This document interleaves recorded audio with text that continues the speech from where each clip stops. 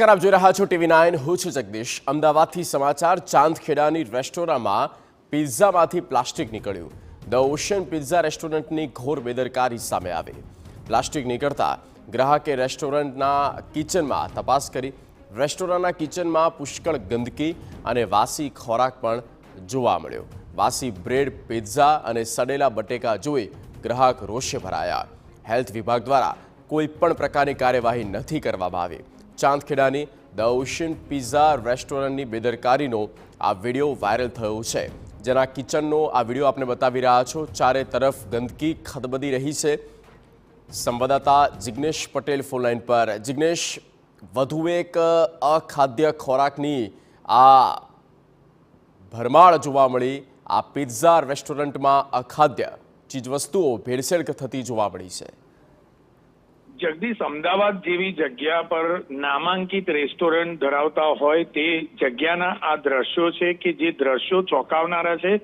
નામાંકિત ગણાતી રેસ્ટોરન્ટ દ્વારા ગ્રાહકને જે બેસવાની જગ્યા હોય છે, જે સર્વ કરવાની જગ્યા હોય છે, તે ખૂબ જ સુંદર અને વ્યવસ્થિત રીતે તૈયાર કરાતી હોય છે. પરંતુ કિચનની વાત કરવામાં આવે તો કિચનમાં કોઈ પણ પ્રકારની સફાઈ બાબતે ધ્યાન રખાતું નથી. ગંદકી પુષ્કળ હોય છે, તે આ કિસ્સા પરથી સ્પષ્ટ સામે આવ્યું છે. કારણ કે સડેલા બટેટા હોય કે પછી વધુ દિવસ ન વપરાયેલો જથ્થો હોય, તેમાં પાઉં હોય, બ્રેડ હોય કે પિઝાના રોટલા હોય, કોઈ પણ વસ્તુ હોય, તે પણ મોટી સંખ્યામાં અહીં વાસી જોવા મળ્યું હતું. અને આ જ બાબતે ગ્રાહકે વિડીયો બનાવ્યો અને તેને વાયરલ કર્યો.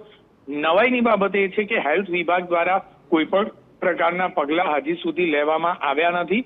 અમદાવાદ મ્યુનિસિપલ કોર્પોરેશનના હેલ્થ વિભાગે આ જગ્યા ગાંધીનગર કોર્પોરેશનમાં આવતી હોવાનું જણાવ્યું છે, પરંતુ ગાંધીનગરની જે હેલ્થ વિભાગની ટીમ છે તેણે કોઈ પણ પ્રકારની કામગીરી હજી સુધી આ રેસ્ટોરન્ટ સામે કોઈ પણ રીતે કરી નથી. જગદીશ. જિગ્નેશ, આભાર તમામ માહિતી આપવા બદલ. તો કોર્પોરેશનને હેલ્થ વિભાગ દ્વારા સત્વરે આ અંગે નોંધ લેવાય અને પગલાં ભરવામાં આવે તે જરૂરી છે.